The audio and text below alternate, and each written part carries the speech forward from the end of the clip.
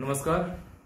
Unacademy के YouTube channel पर सभी भावी विद्यार्थियों का मैं स्वागत करता हूं। और ये मैं ही हूं जो पर डे आपको ज्योग्राफी पढ़ाता था। आज घर वालों ने लॉकडाउन के चक्कर में जबरन करके मेरी दाढ़ी बनवा दी, इसलिए मैं और ज्यादा भयंकर दिख रहा हूँगा। आप लोग एडजस्ट करिएगा थोड़ा बहुत। भारत का भूगोल हम लोग पढ़ रहे थे और आज का हमारा टॉपिक होगा पूर्वी घाट। पूर्वी घाट पढ़ने से पहले मेंस की दृष्टि से, इसमें प्री का कोई ज्यादा कॉन्सेप्ट नहीं है, फिर भी प्री वाले बच्चे थोड़ा सा सुनते रहे लास्ट तक। इसमें मेंस का पूरा कॉन्सेप्ट है। अगर 5 नंबर में पूर्वी घाट आ जाए तो कैसे एडजस्ट करना है आप लोगों को।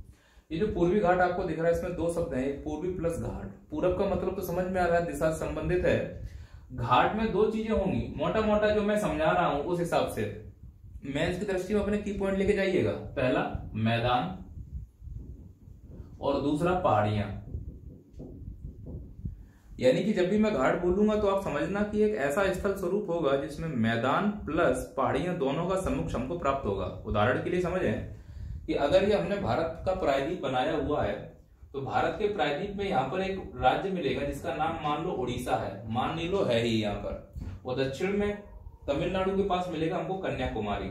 तो प्रायद्वीपीय भारत के पूर्वी तट पर उड़ीसा से लेकर कन्याकुमारी तक पहाड़ियों प्लस मैदानों का एक समुच्चय स्थल स्वरूप प्राप्त होता है, जिसे हम घाट कहते हैं। चूंकि यह प्रायद्वीप के पूरब में है इसलिए हम इसे पूर्वी घाट कहेंगे। तो इसी प्रकार से जब हम प्रायद्वीप के पश्चिम में आते हैं तो हमें ताप्ती नदी से लेकर पुनः कन्याकुमारी तक पहाड़ियों और मैदानों का एक क्रम प्राप्त होता है, एक समुच्चय प्राप्त होता है, जिसे हम घाट कहते हैं। चूंकि पश्चिम में इसलिए है, पश्चिमी घाट कहलाएगा। जो पश्चिमी घाट हमारा होगा वह पूर्वी घाट से नया है, ये ध्यान रखना है आपको। नए का मतलब है पहले जन्म हुआ है पूर्वी घाट का और फिर जन्म हुआ है पश्चिमी घाट का। जो हमारा पूर्वी घाट है यह एक बलित पर्वत हुआ करता था, या अभी भी बलित पर्वत है। लेकिन जो पश्चिमी घाट है यह एक पर्वत नहीं है, भ्रंशोत कगार है। भ्रंश का उत्थान हुआ और कगार का निर्माण हुआ था। क्योंकि जब हमारा प्रायद्वीपीय भारत यूरेशिया की प्लेट से टकराया था तो उसमें सबडक्शन से जो गुजरात और राजस्थान वाला हिस्सा था, पश्चिमी घाट ऊपर उठा था और एक कगार का निर्माण हुआ था। इसीलिए यह कहना साधा ही रहेगा कि पश्चिमी घाट एक भ्रंशोत कगार है, जबकि पूर्वी घाट एक बलित पर्वत है। जो पश्चिमी घाट है यह निरंतर श्रेणी के रूप में प्राप्त होगा, कुछ इस प्रकार से। इसमें कहीं कटाव छटाव नहीं है, अगर है तो बहुत कम मात्रा में, जिनमें दर्रों का निर्माण होगा, जिसे महाराष्ट्र में पाल घाट और भोर घाट थाल घाट और भोर घाट कहेंगे। वहीं केरल में इसको सैनकोटा और पाल घाट कहेंगे, जो हम लोगों ने बहुत अच्छे से पढ़ लिया था। किसमें? जब हमने पहाड़ियां पढ़ाई थी और दक्कन का ट्रैप पढ़ाया था। वहीं जो हमारा पूर्वी घाट होगा यह कटा छटा होगा, नदियों के द्वारा काटा गया होगा। कैसे, उसके बारे में ही चर्चा करने के लिए क्लास लिया गया है। जो पश्चिमी घाट है वो अरब सागर से घिरा हुआ है, और जबकि पूर्वी घाट है बंगाल की खाड़ी से घिरा हुआ है। अरब सागर और बंगाल खाड़ी दोनों ही हिंद महासागर का हिस्सा है। और हिंद महासागर सभी महासागरों में एकमात्र ऐसा महासागर है जिसका नामकरण किसी देश के ऊपर हुआ है, वो है हमारा इनक्रेडिबल इंडिया, हमारा अतुलनीय भारत देश। अब थोड़ा सा इसको मैप की दृष्टि से इमेजिन करने का प्रयास करेंगे कि सर ये जो डायग्राम को थोड़ा और सरल भाषा में समझाओ, जिससे कि हमें मेंस में इमेजिन होने लगे कोई बात है। आप इमेजिन करो कि आप अरब सागर में खड़े हुए हो और कोई आपको बुला रहा है, पुकार रहा है बंगाल की खाड़ी से। तब इस मैप को आप ऐसे उठाएंगे और इस प्रकार से कर देंगे। तो जब आप इस प्रकार से करोगे तो ये तो उत्तर की दिशा है और ये दक्षिण की दिशा होगी। तो मेरा ये वाला हाथ है यह पश्चिम होगा और ये वाला हाथ यह पूरब होगा। तो अब मैं पश्चिम से पूरब जाऊंगा तो पहले अरब सागर है, फिर अरब सागर के बाद हमें पश्चिमी घाट की पहाड़ी है, फिर हमको मिलेगा दक्कन का पठार। दक्कन के पठार के बारे में समझना कि यह पश्चिमी घाट और पूर्वी घाट के बीच में स्थित है। अब इसी मैप को मैंने यहाँ पर समझाने का प्रयास किया है। मैं वास्तव में यहाँ पर खड़ा हूं अरब सागर की तरफ और मुझे जाना है बंगाल की खाड़ी में। बुलाती है मगर जाने का नहीं, लेकिन जाना पड़ेगा, मजबूरी है रे। तो ये अरब सागर से जब हम बंगाल की खाड़ी की ओर जा रहे हैं तो जरा ध्यान से सुनना आप। मैंने आपसे कहा था जो घाट है उसका मतलब होता है मैदान प्लस पहाड़ियां। चूंकि ये घाट तट पर है तो यहाँ पर प्राप्त होने वाले मैदानों को तटीय मैदान कहा जाएगा। अगर ये मैदान पश्चिम में प्राप्त हो तो पश्चिम तटीय मैदान, और यही अगर पूर्व में प्राप्त हो तो पूर्व तटीय मैदान। पर इनके प्राप्त होने का क्रम क्या होगा उसको समझने की जरूरत है कि जब आप अरब सागर से बंगाल की खाड़ी की ओर जाओगे तो सबसे पहले आपको मैदान की प्राप्ति होगी, उसके बाद आपको पश्चिमी घाट की पहाड़ियां मिलेंगी। तो यहाँ पे घाट की जगह अगर मैं पहाड़ियां लिख दूं तो वो ज्यादा सही होगा। जैसे कि पश्चिमी घाट में पहाड़ियों को सहाद्री कहा जाएगा और जबकि मैदान को तट कहेंगे, जिसमें कोंकण तट, कन्नड़ तट, मालाबार तट, ये क्या है, ये मैदानी भाग है। जबकि उत्तरी सहाद्री, दक्षिणी सहाद्री, ये क्या है, ये पहाड़ी वाला हिस्सा है।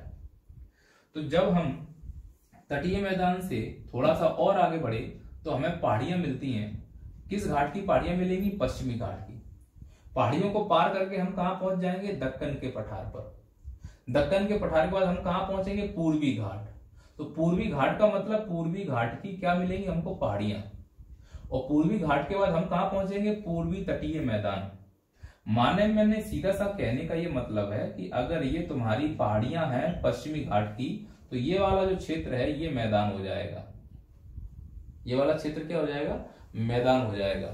अब इसको और थोड़ा सरल भाषा में अगर मैं आपको समझाऊं तो कुछ इस प्रकार से आपको समझ में आएगा। देखिए,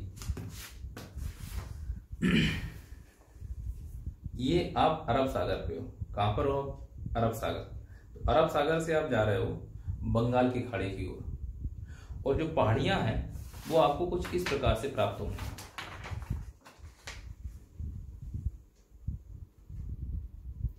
अब जो पहाड़ियां आपको इस प्रकार से प्राप्त हो रही हैं, ऐसे समझना थोड़ा सा, मेरे को एक हाथ से कैसे पकड़ूंगा। कहां से जा रहे हैं आप लोग? अरब सागर। अरब सागर से गए तो पहले ये मिलेगा मैदान, फिर आप चढ़ोगे क्या? पश्चिमी की पहाड़ियां, फिर उतरोगे तो ये पठार, फिर चढ़ोगे पहाड़ियां, फिर मिलेगा मैदान और फिर मिलेगा बंगाल की खाड़ी। और बंगाली खाड़ी से आओगे तो पहले मैदान, फिर पहाड़ियां, फिर पठार, फिर पहाड़ियां, फिर मैदान, फिर अरब सागर। तो इस प्रकार से ये हमारा पश्चिमी घाट और पूर्वी घाट बना हुआ है। चूंकि पश्चिमी घाट एक कगार है तो कगार की ऊंचाई बहुत ज्यादा है। ऊंचाई ज्यादा होने के साथ साथ जो यहाँ की नदियां हैं वो बहुत तीव्रता से नीचे उतरती हैं। उनके द्वारा लाया गया अवसाद जल प्रवाह तीव्र होने के कारण सीधा अरब सागर में ट्रांसफर कर दिया जाता है। क्योंकि हमें मालूम है कि यदि किसी जल राशि की गति 2 गुना बढ़ा दी जाए तो मलबा ढोने की शक्ति 6 गुना बढ़ जाती है। तो जब वो ऊपर से नीचे उतरकर अरब सागर में सभी नदियां जा रही हैं तो उनके मुहाने पर वो अवसाद इकट्ठा नहीं हो पाएगा। और जिन नदियों के मुहाने पर अवसाद इकट्ठा ना हो वहां पर एस्चुरी का निर्माण होता है, और जिनके नदी के मुहाने पर अवसाद इकट्ठा हो जाए तो वहां डेल्टाज का निर्माण होगा। अब पश्चिमी घाट तो बहुत तीव्र ढाल वाला है, इसलिए पश्चिमी घाट से जब नदियां अरब सागर की ओर भागती हैं तो यह पश्चिमी घाट एस्चुरी, जितनी भी नदियां हैं लगभग सब एस्चुरी का निर्माण करेंगी। क्योंकि यहाँ पे मलबा नहीं होगा इसलिए पश्चिमी घाट में तट की जो चौड़ाई होगी वो बहुत कम होगी। तट की चौड़ाई कम क्यों है? क्योंकि अवसाद कम है, और अवसाद कम होगा तो वहां पर जो गहरी गहरे घाटियां होंगी जिसे हम गर्त कह रहे हैं उनकी गहराई बहुत ज्यादा होगी। इसीलिए पश्चिमी घाट में प्राकृतिक बंदरगाह बनाना बहुत ज्यादा आसान है पूर्वी घाट की अपेक्षा। क्योंकि पूर्वी घाट में एक तो जो नदियां हैं पश्चिमी घाट से जब निकल के जा रही होंगी, गोदावरी, कृष्णा, कावेरी, महानदी, ये नदियां जाके सीधा अवसाद इकट्ठा करती हैं। कहां पर? पूर्वी घाट पर। अवसाद के कारण यहाँ पर सिल्टेशन हो जाता है, गादीकरण हो जाता है और यह क्षेत्र छिछला होने लगता है। और बंदरगाह के लिए गहराई होना जरूरी है, इसीलिए इस छिछले क्षेत्र से जब गाद निकाली जाती है तो उसको बोलते हैं कृत्रिम रूप से गाद निकाल के बंदरगाह बनाना। इसलिए यहाँ पर इस तट पर सामान्यतः कृत्रिम बंदरगाह पाए जाएंगे और इस तट पर सामान्यतः प्राकृतिक बंदरगाह पाए जाएंगे। लेकिन पूर्वी तट पर भी कुछ प्राकृतिक बंदरगाह हैं और पश्चिमी तट पर भी कुछ कृत्रिम बंदरगाह हैं। कमेंट करके बताइए पूर्वी तट पर कौन कौन से प्राकृतिक बंदरगाह हैं और पश्चिमी तट पर कौन कौन से कृत्रिम बंदरगाह हैं। इनका एक विस्तृत वीडियो बनाऊंगा बंदरगाह और परिवहन व्यवस्था पढ़ाते समय। बच्चों वाली बातें हैं ये, बड़ा मजा आएगा ऐसे टाइप के फैक्ट पढ़ने में, है ना, परिवहन से संबंधित बातों में। तो मैं ये मानता हूं कि आपको ये कुछ बेसिक चीजें इसमें कंप्लीट हुई होंगी, तो आप इसका स्क्रीनशॉट ले लो। मैं इससे रिलेटेड आपके फैक्ट बोर्ड पर लिख दूंगा समय बचाने के लिए, स्क्रीनशॉट ले लीजिए आप। चलिए, थोड़ा टाइम बचाने के लिए मैंने ये सब लिख दिया आपके लिए। अब जल्दी से एक फैक्ट कवर करते हैं, और फैक्ट करने के बाद आपको इसमें जो क्लास है वो मैप के द्वारा मैं समझाऊंगा। पहले एक फैक्ट मोटा मोटा समझ लें क्या है। जो हमारा पूर्वी घाट है, पूर्वी घाट में हमने ये सीख लिया था कि घाट का मतलब मैदान प्लस पहाड़ियां होंगी, जिसमें कुछ मैदान होंगे जो हम बाद में पढ़ेंगे, पहाड़ियां होंगी उनको हम भी पढ़ने वाले हैं मैप के द्वारा। पहले कुछ मोटे मोटे फैक्ट समझते हैं। पूर्वी घाट प्री कैम्ब्रियन में बना हुआ है, और यह एक प्रकार का बलित पर्वत है। और यह बलित पर्वत अगर कंटेम्पररी देखा जाए कि किसके समकालीन था, तो वास्तव में यह अरावली के समकालीन होगा। पर अरावली का निर्माण पहले हो चुका है और बलित पर्वत पूर्वी घाट का निर्माण बाद में होगा। जो हमने अफ्रीका की प्लेट टकराई थी इंडिया से, तब हमारे अरावली का निर्माण हुआ था, जबकि ऑस्ट्रेलिया जब हमसे टकराई थी तो हमारे पूर्वी घाट का निर्माण हुआ था, जैसा कि हम लोगों ने समझा था। तो वास्तव में है तो यह बलित पर्वत, तो यह बलित पर्वत पश्चिमी घाट से तो नया है, कौन, पूर्वी घाट, लेकिन पश्चिमी घाट से तो पुराना है, लेकिन नया किससे है, वो अरावली से। अरावली पहले बना, फिर बना पूर्वी घाट, फिर बना तुम्हारा सतपुड़ा, फिर बना विंध्याचल, तब जाके पश्चिमी घाट, फिर तुम्हारा हिमालय, फिर तुम्हारा नर्मदा घाटी, फिर तुम्हारा हिमालय, उसके बाद गंगा का मैदान, फिर भावर, खादर, हमने समझा दिया आप लोगों को, आप समझना थोड़ा सा। तो ये प्री कैम्ब्रियन बना है, बलित पर्वत है, अरावली, ये इसका कॉन्सेप्ट समझ में आया है। प्लस इसकी उत्तर से दक्षिण अगर लंबाई देखी जाए तो कितनी है, तो 1350 यानी लगभग 1300 किलोमीटर लंबा है। 1350 इसमें आता है, 1300 किलोमीटर इसकी औसत लंबाई है। कन्याकुमारी से लेकर ऊपर उड़ीसा तक या महानदी के बेसिन तक ये प्राप्त होता है। इसकी औसत जो ऊंचाई है पूर्वी घाट की, वो 150 से 300 मीटर मिलता है। माने ये कहना चाह रहा हूं कि जब हम पूर्वी घाट के दक्षिण से उत्तर की ओर जाएंगे तो इसमें दो घटनाएं एक साथ हमको देखने को मिलेंगी। पहला, दक्षिण से उत्तर जाते समय ऊंचाई में वृद्धि होगी, हाइट बढ़ेगी, लेकिन वर्षा की मात्रा में कमी होती जाएगी। और वास्तव में अगर चक्रवाती वर्षा देखी जाए तो वर्षा की मात्रा में भी वृद्धि होती है, क्योंकि जो आंध्र प्रदेश का सेंटर वाला पार्ट है वहां पे अच्छी खासी मात्रा में वर्षा हो रही होती है। तो ये कॉन्सेप्ट कहीं कहीं डिफ्लेक्ट करेगा, इसलिए एक ही कॉन्सेप्ट आप ध्यान रखो कि जब हम दक्षिण कन्याकुमारी से उड़ीसा की तरफ जाएंगे तो पूर्वी घाट की ऊंचाई में वृद्धि होती जाती है। शायद यही कारण है कि पूर्वी घाट की सबसे ऊंची चोटी उड़ीसा और आंध्र प्रदेश में ही प्राप्त हो रही है। पूर्वी घाट की दो चोटियां हैं, एक है महेंद्रगिरी और दूसरी का नाम मैंने यहाँ पे लिखा हुआ है जिंदगढ़ा, या फिर इसका नाम है सीताम्मा कोंडा, या फिर नाम है आर्मा कोंडा। अब तुम्हारे पास तीन विकल्प आ रहे हैं, जरा सोच कर देखिए आप। पहला महेंद्रगिरी, दूसरा ओरिया कोंडा, तीसरा आर्मा कोंडा। आप किसको प्राथमिकता देके आएंगे? तो क्रम समझना। अगर तीनों को पूछ लिया जाए तो पहली प्राथमिकता आप ओरिया कोंडा को देंगे, दूसरी प्राथमिकता आप आर्मा कोंडा, इसी का दूसरा नाम है सीतम्मा कोंडा और इसी का वास्तविक नाम है जिंदगढ़ा, तो दूसरी प्राथमिकता आप इसको देंगे, और तीसरी प्राथमिकता आप महेंद्रगिरी को देंगे। अब दिमाग में ये आ रहा होगा सर हमने कई किताबों में पढ़ा हुआ है और सर हमने बचपन से पढ़ते हुए आ रहे हैं कि महेंद्रगिरी पूर्वी घाट की सबसे ऊंची चोटी है। ये जो सर्वे ऑफ इंडिया है मैं उसके अकॉर्डिंग आपको बता रहा हूं, तो या तो सरकार गलत है या फिर किताब गलत है। तो जहां तक है सरकार को ही सही मानो, सरकार की संस्था है सर्वे ऑफ इंडिया, उसके हिसाब से चला जाए तो ठीक रहेगा। किताब लिखने वाले कोई भगवान तो है नहीं है। तो हमने कितनी बात क्लियर बोल रहा हूं मैं आपसे, यदि ऑप्शन में केवल महेंद्रगिरी आए तो पूर्वी घाट की सबसे ऊंची चोटी महेंद्रगिरी है, पर महेंद्रगिरी के साथ या तो ओरिया कोंडा लिख के आ जाए या फिर इन तीनों में से कोई एक नाम मैं फिर से बोल रहा हूं जिंदगढ़ा, इसका इसी का नाम है आर्मा कोंडा और इसी को कहते हैं सीतम्मा कोंडा, और ओरिया कोंडा अलग है। तो तीन नाम आ रहे हैं जिनमें से इनको मिला के हम एक ही नाम बोलेंगे। आप समझ पा रहे हो मैं क्या कहना चाह रहा हूं? तो तीनों में से किसका विकल्प आएगा आप समझ गए होंगे। फिर अगला प्रश्न इसमें से ये उठेगा कि कितने राज्यों में फैला हुआ है पूर्वी घाट? तो यह 5 राज्यों में फैला हुआ है। ऊपर उड़ीसा, उसके नीचे आंध्र प्रदेश, फिर तेलंगाना, फिर थोड़ा सा कर्नाटका और फिर तमिलनाडु। पर मेंस की दृष्टि से अगर डिस्क्राइब करना हो तो थोड़ा सा इसे आप पश्चिम बंगाल में और थोड़ा सा आप इसे केरला में भेज देना। केरला में एक जिला है वायनाड, और वायनाड में इस पहाड़ी को कहा जाता है कुरुम्बाला कोटा। मैं फिर से बोल रहा हूं, वायनाड में एक केरल में एक जिला है वायनाड और वायनाड टच करता है तमिलनाडु के पश्चिमी तट सीमा को। वहां पर एक जिला है वायनाड केरला का, वहां पे पहाड़ी है कुरुम्बाला कोटा।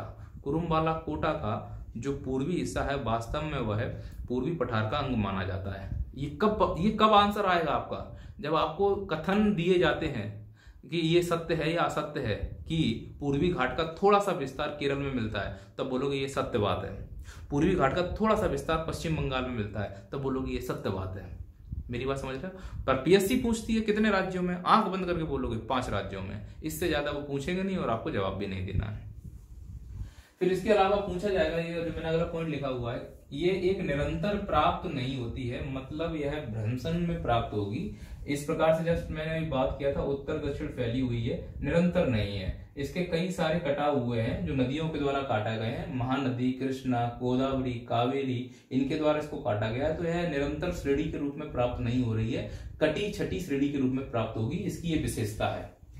इसकी औसत ऊंचाई के बारे में हम लोगों ने बात ही कर ली थी जस्ट अभी।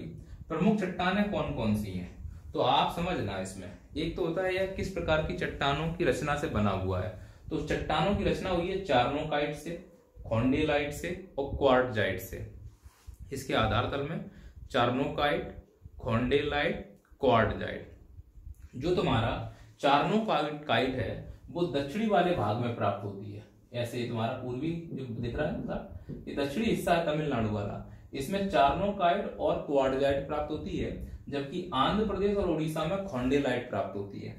इसमें और चट्टान अगर कोई बोलेगा तो आग्नेय, आयरन और चूना पत्थर की चट्टानें भी इसमें प्राप्त होती हैं। इसीलिए यहाँ पर लोहा, चूना पत्थर, अभ्रक जैसे खनिज भी प्राप्त हो सकते हैं। तो कल को अगर कोई पूछ दे कि किस प्रकार के खनिजों की प्राप्ति होती है, तो अभ्रक की प्राप्ति होती है, बॉक्साइट की प्राप्ति होती है, चूना पत्थर की प्राप्ति होती है। किस प्रकार की चट्टानों से मिलकर बना हुआ है, तो चार्नोकाइट, खोंडेलाइट, क्वार्टजाइट, आग्नेय, आयरन और चूना पत्थर। चार्नोकाइट कहाँ मिलती है, दक्षिणी पूर्वी घाट पर। क्वार्टजाइट भी कहाँ मिलेगी, दक्षिणी पूर्वी घाट पर। खोंडेलाइट कहाँ मिलेगी, प्रमुख रूप से आंध्र प्रदेश और उड़ीसा में। फिर इसमें एक और प्रश्न आएगा कि नदियों के द्वारा सामान्यतः किस प्रकार की घाटियां बनाई जाती हैं, तो वी आकार की घाटी बनाई जाती है।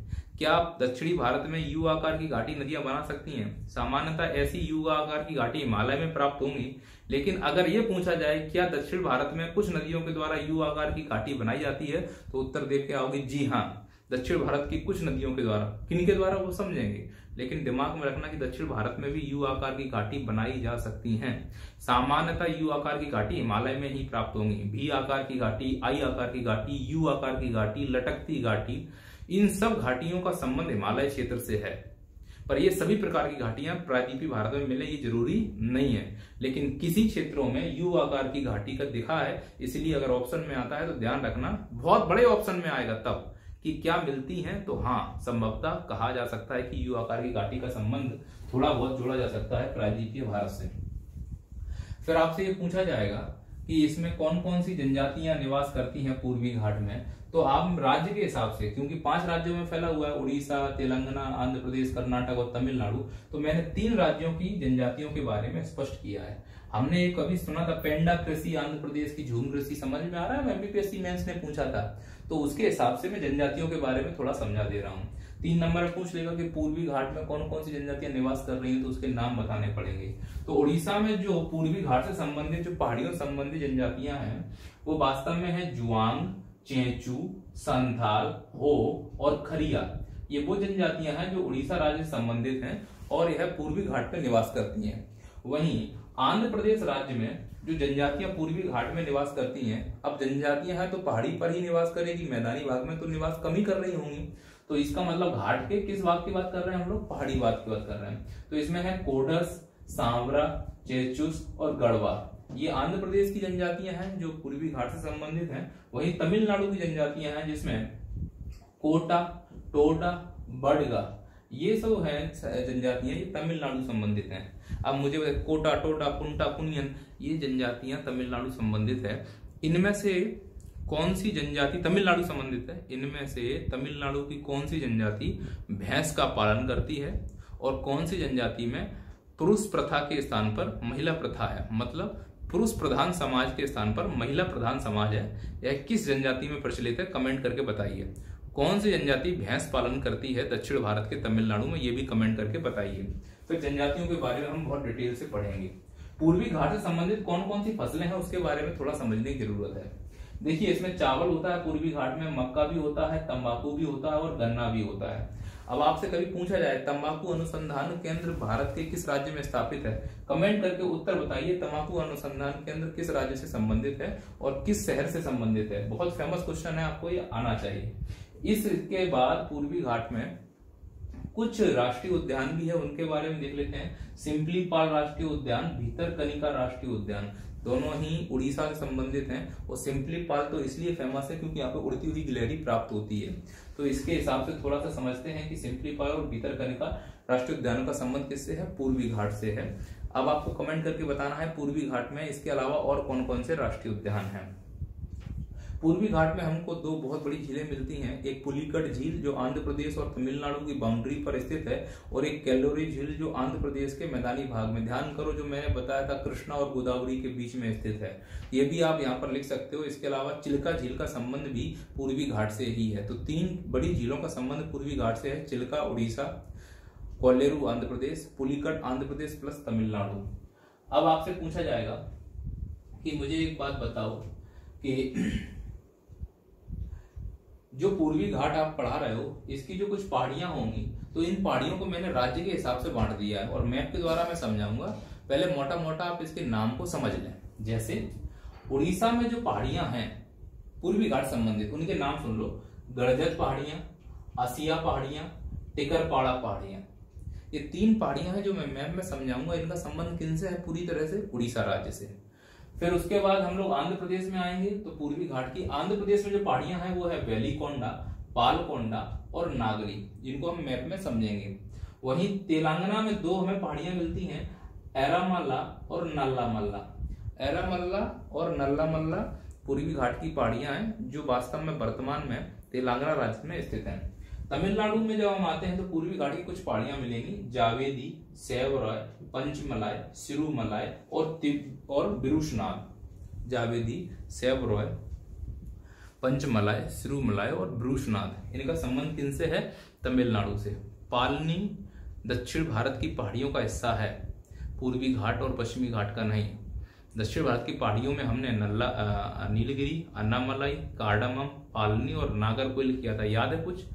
और फिर इसके अलावा इसमें एक फैक्ट और आता है कि जो मैलागिरी पहाड़ी अभी हम लोग मैप में बनाने वाले हैं, यह वास्तव में दो राज्यों की सीमा रेखा पर है, एक तमिलनाडु और दूसरा कर्नाटक। तो कल को पूछा जाए बताओ मैलागिरी पहाड़ी का संबंध किससे है, तो बोलोगे पूर्वी घाट से।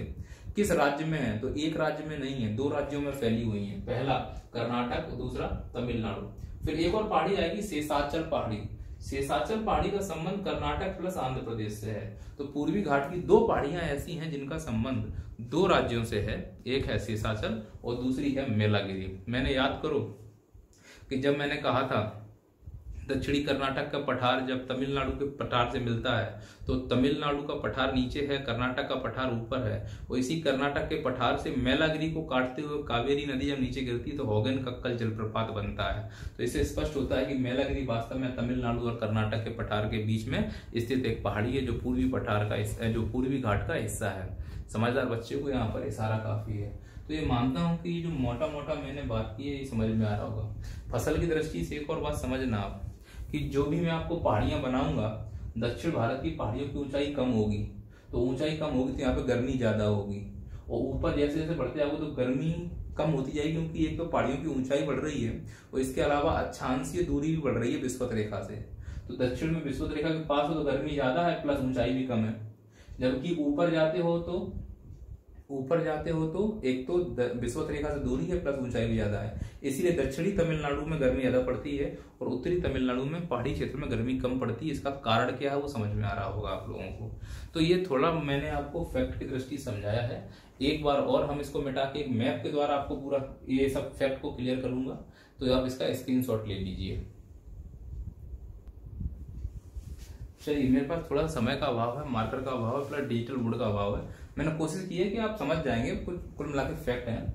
जैसे कि ये उड़ीसा राज्य में खड़े हुए हो आप, तो ये पूरा पूर्वी पठार है, पूर्वी घाट है। तो इसकी जो पहाड़ियां वो टूटी फूटी हैं। अब ये पहले एक क्रम में प्राप्त हो रही थी, लेकिन बाद में नदियों ने इनको काट दिया एंटीसीडेंट रिवर के द्वारा, सुपर इम्पोज नदियों के द्वारा। तो ये इस प्रकार से कट छट गया और अलग अलग राज्यों में पूर्वी घाट की पहाड़ियों को अलग अलग नाम से जानते हैं। उड़ीसा में गड़जत की पहाड़ियां, आसिया की पहाड़ियां, टिकरपाड़ा की पहाड़ियां, और उड़ीसा में ही एक चोटी है जिसे हम कहते हैं महेंद्रगिरी, 1501 मीटर के आसपास इसकी ऊंचाई है। तो यह वास्तव में उड़ीसा की सबसे ऊंची चोटी है महेंद्रगिरी। अब हम उसके नीचे आते हैं तो हमें आंध्र प्रदेश मिलता है। आंध्र प्रदेश राज्य में जो पहाड़ियां हैं वो है वेलिकोंडा, पालकोंडा और नागरी। वेलिकोंडा, पालकोंडा और नागरी। और इसी आंध्र प्रदेश में जो एक चोटी है जिसे हम लोग कह रहे थे, अभी हम लोगों ने पढ़ा था, जंदीगोड़ा या सीताम्मा कोंडा या आर्माकोंडा या ओरियाकोंडा, वो सब किसमें है? आंध्र प्रदेश में। तो मैं ऐसे लिख सकता हूं ओरियाकोंडा। ओरियाकोंडा आंध्र प्रदेश में है और यह महेंद्रगिरी से ऊंची चोटी, इस बात का विशेष ध्यान रखा जाएगा। ओरियाकोंडा आंध्र प्रदेश में, महेंद्रगिरी उड़ीसा में। फिर उसके बाद हमारा शुरू होता है तमिलनाडु। तो तमिलनाडु में जो पहाड़ियां हैं वो जावेदी, सेवरॉय, पंचमलाई, श्रुमलाई और बिरुसनाथ है। मैं बहुत शॉर्ट में बोल रहा हूँ, ये हमारे ज्यादा डिटेल का मतलब का नहीं, इसलिए मैं इसको जल्दी जल्दी निपटा रहा हूँ कि मोटा मोटा एक टॉपिक सर ने पढ़ा दिया था। इसके अलावा आप ध्यान रखो तो ये है मेलागिरी। मेलागिरी पहाड़ी की विशेषता थी, कर्नाटक और तमिलनाडु दोनों राज्यों में है। कावेरी नदी के द्वारा यह काटी गई है और होगनकक्कल जलप्रपात इसी पहाड़ी को काटकर बनाया गया है तमिलनाडु और कर्नाटक के पठार के बीच में। जबकि नीलगिरी पश्चिमी घाट और पूर्वी घाट का मिलन बिंदु था, जो हम लोगों ने बहुत अच्छे से समझा था। शेषांचल वो पहाड़ी है जो कर्नाटक और आंध्र प्रदेश में प्राप्त होती है, जबकि तेलंगाना की पहाड़ियों में प्राप्त होता है एरामल्ला और नल्लामल्ला। तो ये तो बात हो गई है किसकी? पहाड़ियों की। अब इसके साथ साथ हमको मैदान के बारे में थोड़ा बहुत समझना होगा कि सर मैदान भी समझा दीजिए, कैसे इसका मैदानों का डिवीजन हुआ है उसको थोड़ा समझेंगे। तो आप इसका स्क्रीनशॉट ले लीजिए। अब देखिए इसको ऐसे समझा सकता है कि ये पूरा है तुम्हारा पूर्वी घाट, ये है पहाड़ियां दिख रही होंगी आपको स्पष्ट रूप से, और ये है मैदान। इसमें डेल्टा से बना हुआ है, इसलिए यहाँ पे धान की खेती ज्यादा होती है। यानी पूर्वी घाट में धान की खेती ज्यादा होती है कि पश्चिमी घाट में कॉफी होता है। तो क्या पूर्वी घाट में कॉफी नहीं होगा? होगा भाई। तमिलनाडु के ऊपर जाओगे तो ऊंचाई बढ़ेगी, पहाड़ियों में तो कॉफी होने के चांसेस बढ़ जाएंगे। अब इनको कैसे आसानी से कर सकते हैं? जैसे मान लीजिए ये मैंने ऐसे किया, अब इसको इस तरह से करेंगे तो नदियों का जो विभाजन होगा, उन नदियों के विभाजन को हम डायग्राम के द्वारा समझ सकते हैं आसानी से। अब देखो ऐसे समझ सकते हो आप इसको, ये जो पहाड़ियां हैं ये है तुम्हारा तटीय मैदान। पहाड़ियां हम लोगों ने पढ़ ली, तटीय मैदान पढ़ेंगे। अब इसके डिवीजन नदियों के आधार पर ही होंगे। अलग अलग किताब में अलग अलग लिखा है। अगर एक्यूरेट देखते हो तो वास्तव में कंसावती, ऋषिकुल्या, कृष्णा और ये कन्याकुमारी का कैप कैमोरिन, यहाँ ये इसका वास्तविक डिवीजन होता है। तो मैं ऐसा बोल सकता हूँ कन्याकुमारी से लेके कृष्णा और गोदावरी डेल्टा तक इसे कहा जाता है कोरोमंडल तट। इसमें दो राज्य शामिल होते हैं, तमिलनाडु प्लस आंध्र प्रदेश, और एक केंद्र शासित प्रदेश शामिल होता है पांडुचेरी।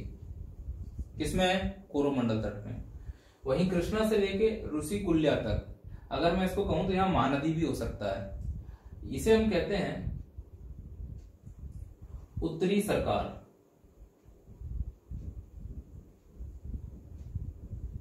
कहीं कहीं किताबों में इसे आंध्रा तट भी दिया गया है, वो सच भी है। ये यहाँ ऋषिकुल्या की जगह महानदी भी लिख सकते हो। इसमें दो राज्य आते हैं, आंध्र प्रदेश प्लस उड़ीसा, और ऋषिकुल्या से लेके कंसावती तक ये वाला पार्ट है, ये उत्कल तट कहलाता है। इसमें केवल और केवल उड़ीसा आता है, चिल्का झील का संबंध इसी से है। तो बहुत बच्चों वाली बेसिक चीजें हैं, है ना, इसमें आप ज्यादा परेशान होने की जरूरत नहीं है। इसमें कोई बहुत बड़ा कॉन्सेप्ट नहीं लग रहा है। तो इस प्रकार से हम इसको समझ सकते हैं कि ये हमारा पूर्वी घाट है। कोरोमंडल तट के बारे में सुनना, यह भारत का एकमात्र ऐसा क्षेत्र है जहां शुष्क सदाहरित वनस्पतियां पाई जाती हैं। मतलब वर्षा 100 सेंटीमीटर कम है फिर भी सदाहरित। प्लस कोरोमंडल तट में दक्षिण पश्चिम मानसून से कम वर्षा होती है और उत्तर पूर्व मानसून से ज्यादा वर्षा होती है। इसके कुछ कॉन्सेप्ट होंगे जो मानसून में पढ़ेंगे। तो ऐसे बेसिक फैक्ट हैं। मुझे ऐसा लग रहा है कि हमने पूर्वी तट को थोड़ा सा समझ लिया है। क्योंकि इस टॉपिक में बहुत ज्यादा जान नहीं थी, इसलिए मैंने ज्यादा एफर्ट नहीं लगाया है। इसको सेल्फ से किया जा सकता है, बहुत ही निम्न स्तर का टॉपिक है। आप इसको 5 नंबर में लिख के बताएं। पूर्वी घाट पर संक्षिप्त टिप्पणी कीजिए। कल हम लोग पश्चिमी घाट पढ़ेंगे और बृहद स्तर से पढ़ेंगे। ख्याल रखना आप लोग अपना, दूसरों का भी ख्याल रखें। अच्छा खाएं, अच्छा पिएं, अच्छा सोचें और हो सके तो आंसर राइटिंग करते रहें, है ना। आंसर राइटिंग के लिए कई टीचर प्रयास कर रहे हैं, आप भी उनके साथ जुड़ें। जहां से मिल रहा है वहां से आप अपने आप को सीखते जाएं। मैं कई बार बोलता हूँ आलोचनात्मक दृष्टिकोण छोड़ दीजिए, सफलता आपको खुद ही मिल जाएगी। आप सब चीजों को स्वीकार करना सीखें। जय हिंद, जय भारत।